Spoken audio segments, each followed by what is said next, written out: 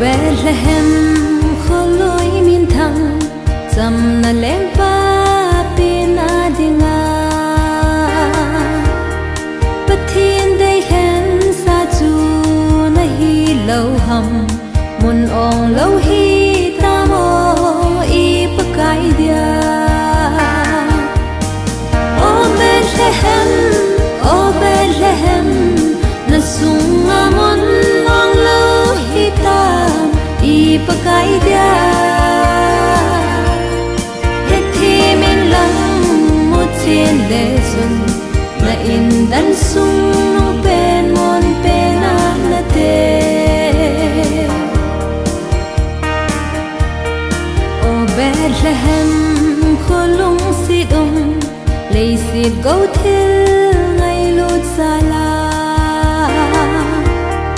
na pam pai zing hitam I pakai su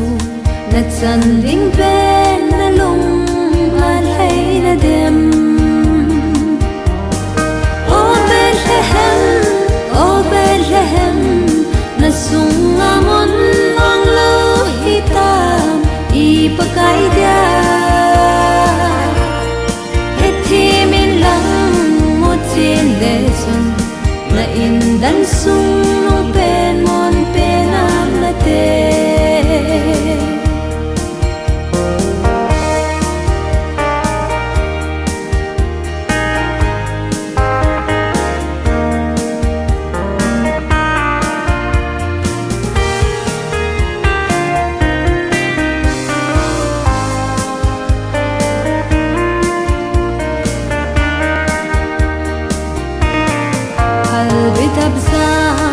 so no ya na ling vai nge ye o lal jisu chun na ding nei lo gan nan kung sunga bong sun nang se la bo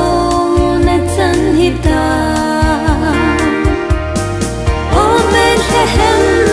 O Bethlehem na sunga mon ong lo hita I pakai dia